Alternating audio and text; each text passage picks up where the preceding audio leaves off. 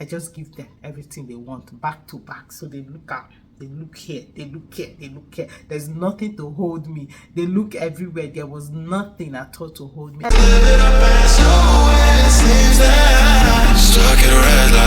Guys, welcome back to my YouTube channel. My name is Ada. Yeah, welcome back, guys. If you're seeing my face for the first time, thank you so much for stopping by. And don't forget to hit the like button, don't forget to hit the subscribe button, don't forget to let me know in the comment section that you're a newbie.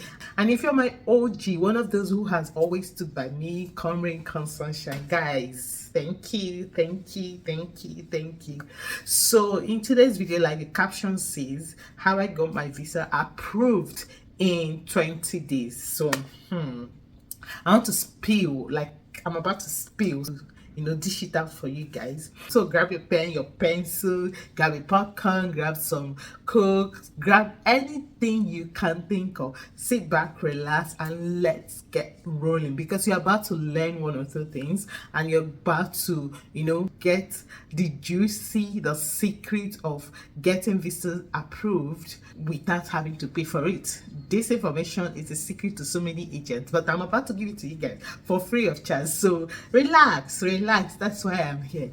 Anyway, guys, so in my last video I talked about why I moved abroad, my admission process, what it took, how long it took, and all that good stuff, what I did differently, what I did not do, and all that. So if you haven't seen that video, I think you should go check it out. I'm going to link it up somewhere here, so please run along and check it out so that you can understand what is happening here. So, a lot of people discouraged me by saying, oh, don't worry, Canadian visa, it takes longer, which is true, which is obviously true. But the truth is, it all boils down to you as an individual. No two people has the same luck. That's one thing I believe in. No two people have the same luck. No two people has the same destiny. That it didn't work for A does not mean it will not work for B. That it didn't work for Paul does not mean it won't work for Deborah. So no two people are the same. So when people try convincing me that going for Canadian schools will take longer time, yeah, it is true. It happens to some people, but my case is different. Like I always say, my case is different. So in case you see me looking down, please don't be offended. I have here, let me get it, I have here my phone with a list of all documents that I submitted. This is to just help you. I'll call them out one after the other, and I'll also put them in the description box just in case you want to take a look at it. You're maybe in my category of people, you can take a look at them, and then from there get your documents ready and all that. So without further ado, let's get started. Like I said in my previous video, when I got my admission later, my conditional offer later in November 2022, I just knew that, oh, okay, what next? The next thing to do is to do the visa thing. And like I told you guys in the previous video, I particularly chose to use an agent. I used the different agent for my school, and I used the different agent for my visa. Some other people might say, oh, I want to do it myself, DIY. That's perfect for you. Like I always say, that you did it yourself doesn't make you better than I am. That I did use an agent doesn't make me better than you are. So everyone has their preferences, and mine was to use an agent. And to be honest, I don't regret using an agent to process my visa. It was capital intensive, but it was worth it at the end of the day. Like, my agent is one person that will put you on your toes. Like, you know what I mean? He will put you on your toes. He will make sure that you do all you need to do at the right time, so that he won't have to go back to your application for the second time. And that's the kind of person I wanted. That's the kind of person I had loved to work with, and I was so lucky and blessed that God sent him my way. One of the major things I did after I had gotten all my document was to always pray. Before I met my agent, I had prayed about it and asked God to not just give me the resources, but to give me also the human resources, which is the people that will help me achieve my goal. After I met my agent, I also started praying that God will not let him make mistakes that will put me into trouble. And these are like the things I did that helped me, alongside with submitting actual document, not falsified document, actual document. These are the things I did that helps my visa process and my visa application scale through at the shortest, barest minimum time, if there's anything like that. So guys, a family friend of mine introduced me to this agent because she used him. She started her application in say September, and by October her visa was out. So I was like, oh, yours was very fast, and I think I would prefer to use your agent. So she gave me her agent details. He was pricey, quite all right, but I just started. I was like, I don't know how I'm going to do it, but I'm going to make it work. So I reached out to the agent. I told him all that he needed to know. When he asked me some questions, that I answered them, and he was like, okay, this is a list of what you should get so that we can start your application. So he sent me a list of the documents to submit. Yeah, let's start from there. So here is a list of documents. Mine was 26. Imagine getting this. So it took me, first of all, I think we started communicating in November, and it took me November, December and then in January was when I submitted. One thing I will always mention here when it comes to visa application is please do not rush. Please do not rush. Make sure that your documents are all complete before submitting. You don't have to, the fact that you just got admission your all conditional later in November does not mean that you must apply that November. Does not mean you must not apply in December. No, you just have to take your time, get your documents ready and all that, and apply. So it took me 2 months to get all my documents ready, and then for me to apply. It sent me a list of documents to get, and I started working on it. Number one was my international passport. Of course, there is no way you're going to apply for visa without an international passport. In fact, there is no way you apply for admission in any school without an international passport. So I got an international passport. My employment, because I do a 9 to 5 kind of job. So he said I'm going to get like an employment letter and my confirmation letter and all that. Yeah, so if you're in the category of those who has 9 to 5, I think this is likely to be applicable to you. So international passport, employment letter and confirmation letter, my pay slips, recommendation letter from some of the companies I worked with, salary increments, because I had like a salary increment over the years. So he asked for those letters, and luckily I have the whole of them down somewhere. So dad has a land that he bought in my name. So I use that I'm going to come to you guys and explain what these documents are.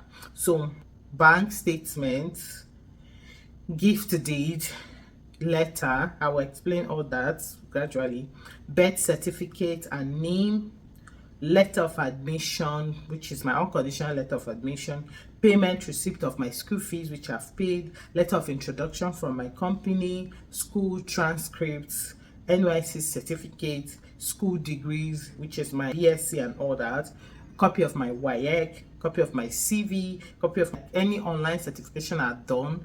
Those were required. My statement of purpose. Then I also submitted awards that I won, the plaques. I took pictures and added that. My work ID card, family tree, and tenancy agreement and receipt. I will explain this part. And then my photo ID.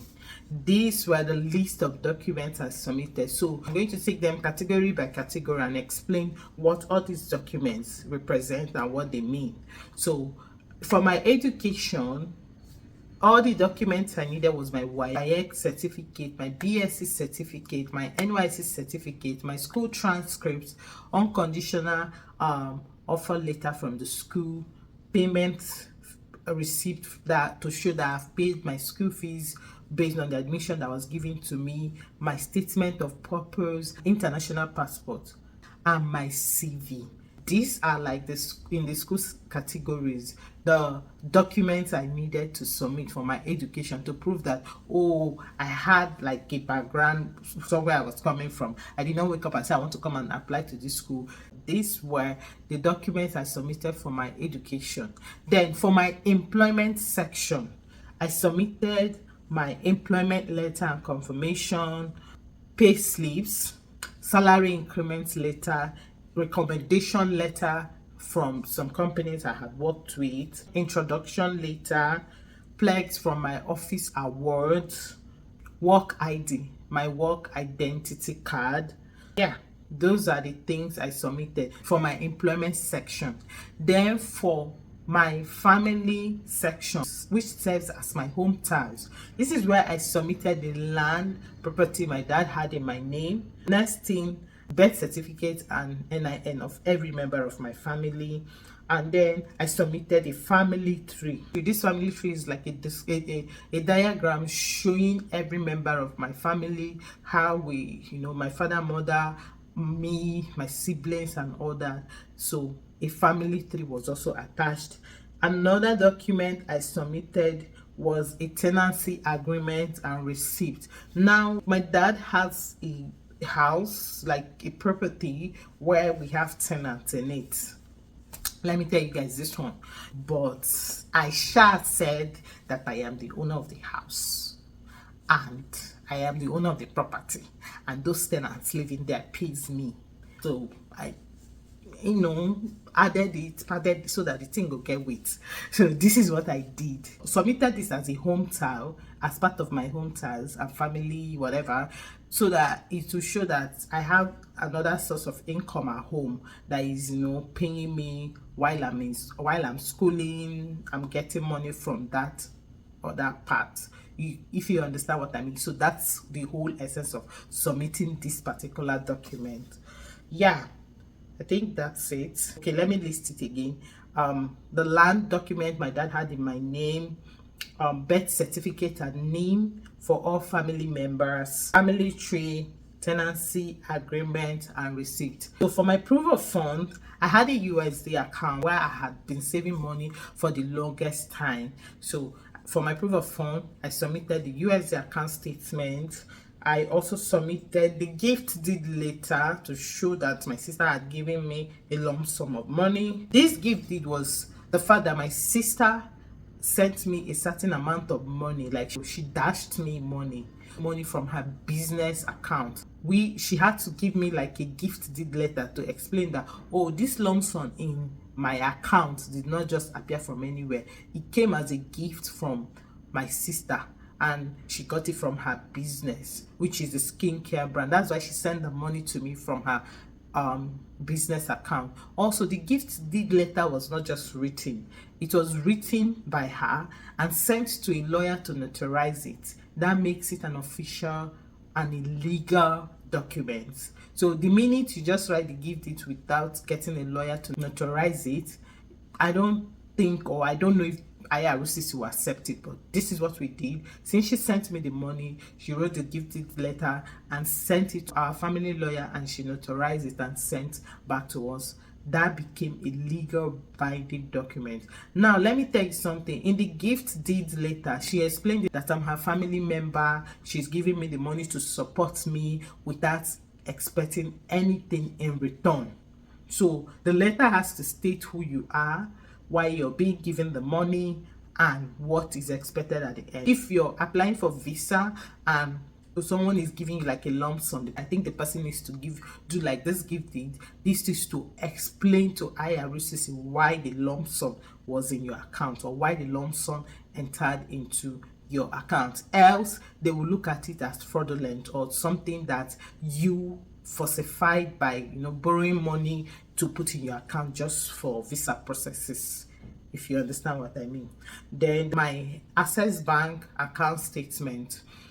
Now, we didn't just submit just the account statement. My agent requested that I get a reference letter from my bank to support my bank statement. So my bank wrote me, I used Access Bank and GTB. My USD account, which was in GTB. GTB gave me a reference letter to prove that I'm a customer and I've banked with them for so and so years. The same thing with Access Bank. When they sent me my bank statement, which is MBS, they also gave me a reference letter. When they say bank statement, it's not like the physical bank statement we know. It's like your bank statement. You tell them from when to when. They'll send it to Canadian Embassy and just give you a ticket. That ticket is the password or the only login details that gives IRCC or the Canadian Embassy access to that account statement that the bank has sent to them, if you understand it.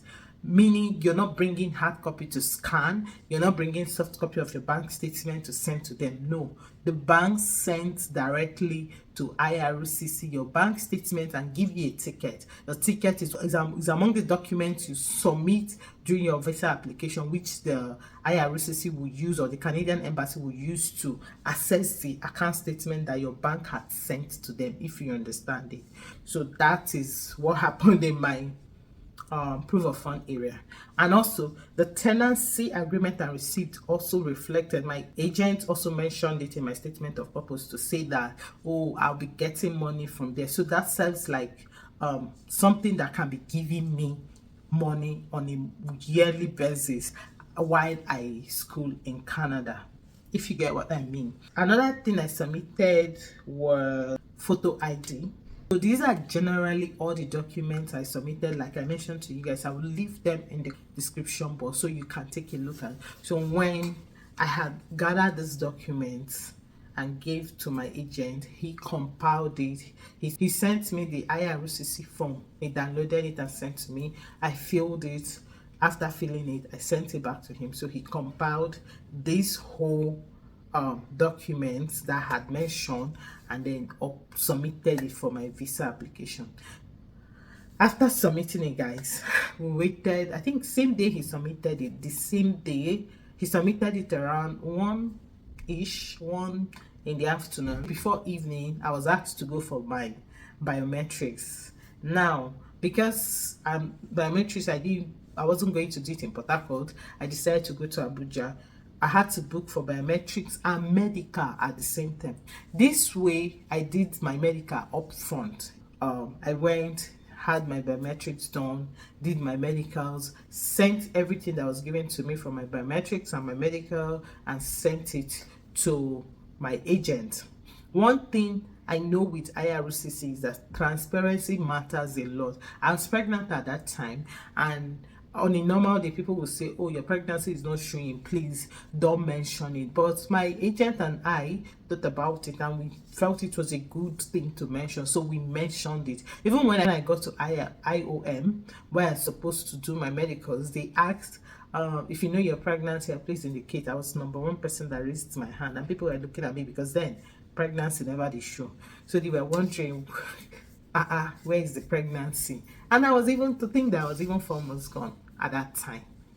I've had people ask me questions, oh, how did you do with the x-ray? So because I had mentioned that I was pregnant, they explained to me the repercussion of doing the x-ray at that time, at the stage of pregnancy, or coming back when I had put to bed to do the x-ray. So I thought about it, I prayed about it in my heart, and I gave them my consent. So if you're pregnant and you're to do the x-ray, they will give you like a consent form. This form explains that whatever happens after the scan, IOM will not bear responsibility for it. Meaning, if you lose your pregnancy after having the x-ray done, IOM will not take responsibility for it. So I read through it, and I signed and I agreed to do the scan. So when it was time to do the x-ray, I went into the x-ray room. They gave me something to change into. The only thing they told me was that they were going to give me like an extra shield, which is like 5% something. That's what they explained. I can't remember. Like the extra shield to help me. So when I went into the changing room, the only thing I did was I prayed an extra prayer, asking God that this one, I'm not going to lose them just because I'm doing this x-ray. So I took the shield, went in, did my x-ray, came out, And when the result was ready, they sent to me and sent to IRCC. So after that, I think the result was ready in 5 days, and then they sent it to IRCC as well. Sent me a mail to see they've uploaded to IRCC. Now, my countdown started with the time my biometrics and my medical was updated. So after they told me they had submitted my upfront medical to IRCC, I started waiting, guys. I don't know how I did it, but all I can say is that that wait was the longest wait of my life. I won't lie, it was the longest wait of my life. We counted my, at that point when I had submitted my medical and my biometrics, my agent started counting. I applied for my visa January 4th, 2023. I had my medical and biometrics on the 29th, on the 24th and 25th of January 2023. And after we had submitted these two things, 24th and 25th, on the 13th of February, my visa came out. I was asked to bring my passport to bring my original passport for stamping. Guys, I screamed the day I was at the office when my agent I don't know what I was even doing. My agent I was going through Twitter, and then all of a sudden I saw my Telegram pop up. So I went and checked. It was my agent. The next day I just saw the document. He had sent it to me to say that IRCC is asking me to bring my original passport. Guys, my PPR, if you see me, I ran. I was in the office. I just screamed. I don't even know what I did. I just screamed and ran with my soul, spirit, and body. And funny enough, I was having a bad day that day. So I just ran out with speed and ran to the back. If you see where I went to, and called him, I was like, it's a lie, it's a lie. I was so happy. He said, one thing he told me, he said, from the time you did your biometrics and your medical and was submitted till date, count it, 25th of January to 13th of February was exactly 20 days. And he told me, your visa is the fastest I've ever had in 7 years. Your visa is the fastest. I don't know what it is, but I think there's grace in your life. Guys, I screamed. I was so happy. I was happy, and I think that was it. So some of the things I wanted to point out is the fact that I got my documents correct. I didn't just have money dumped into my account, which is what a lot of people do.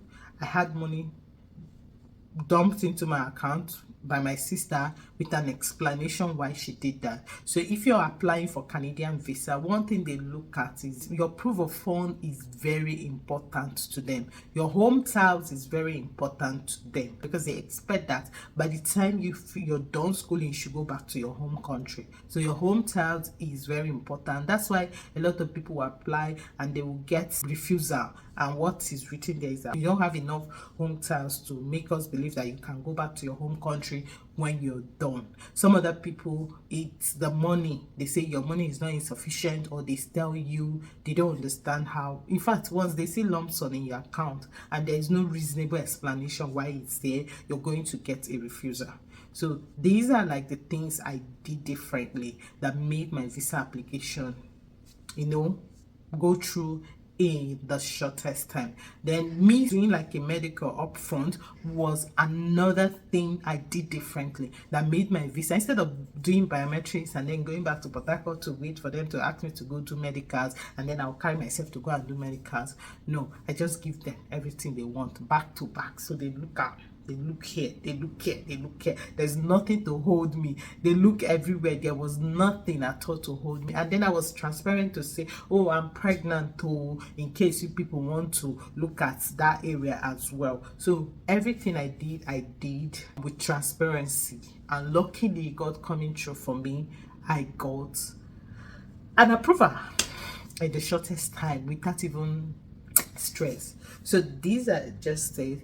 If you're in the category of applying for visa, Canadian visa to be precise, please guys, make sure that your documents are correct. Your proof of fund is not dagbo, is not forged. The money you have in it is explainable.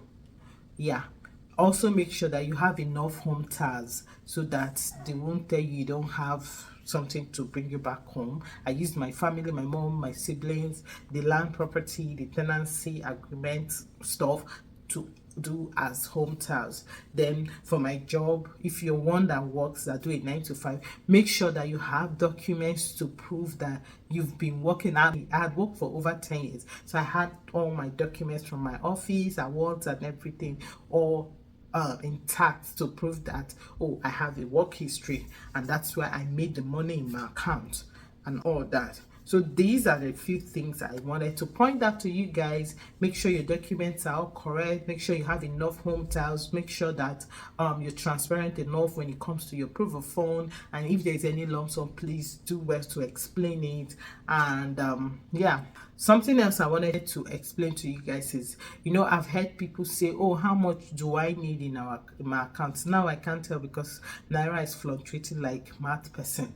So for my proof of fund, I had my living expenses for 1 year. I used 12,000 Canadian dollars with the IRCC rate at that time. I had 12,000 Canadian dollars and 4,000 as miscellaneous. Now the 4,000 that is miscellaneous will be your flight ticket, small things you need to buy, and the remaining part of my school fees. Mind you, I had paid school fees, which was half of my school fees, or they gave me the unconditional letter. So now my proof of fund, I had the remaining part of my school fees, which was $8,000, my 1 year living expenses, which is $10,000, and 4,000 miscellaneous. But because I was pregnant, so I had like an excess of extra $3,000 to $4,000 on it, which in quote we assume is to take care of my child, if you understand. So I had my 10,000 living expenses, I had 4,000 miscellaneous, $8,000 which is for my school fees, remaining part of my school fees, and 4,000 to cater for my child. So if your school fees is 20,000 and you have paid 10,000, you should have 10,000, which is the balance of the school fees, depending on the province you're going to. 10,000 your living expenses for 1 year, if it's a 1 year program, but if it's a 2 year program, it's just 1 year you will show. So 10,000 living expenses, 4,000 miscellaneous, and yeah, that should surface, if you understand. So these are the things I had as my living expenses in my account as proof of fund, if this makes sense. So guys, when I got my visa, the next thing was to send my original passport, which took me a week and 2 days for IRCC to stamp my passport and send it back to me. If you haven't seen that video, I will also link it up here. I did a video about that, so go check it out. And after my passport was stamped, yeah, the next thing for me was just to travel. If you want me to do a video reading my SOP to you guys, let me know in the comment section. I will do like a detailed video and read out my statement of purpose to you guys. Yeah, I'll do that. So this is how I was able to get my visa approved in 20 days. The things I did. I'm hoping and also praying for every one of you out there who are hoping that their Canadian dreams will come to reality, that God will help you make it a reality. And also that with this video of mine, you already know what to do so that God can also help you, get your visas approved. I wish you the best, and I pray that your visa gets approved so that you can come and join us here, because Canada has a big and large landmass, so it will contain all of us. So yeah, that's it. Just let me know if you have any other question in the comment section and I'll respond to it. Let me know what your thought is about this whole visa video. Don't forget to hit the like button. Don't forget to like, share with some other persons or people, and share with your friends, especially you don't know who might need this video. These are like tips and tricks of what you can do to get your visa approved in record time, so you can share with your friends and loved ones. Above all, don't forget to subscribe if you're watching. Please subscribe. And yeah, this brings this video to the end, and I'll see you guys in my next vlog. Thank you. Bye.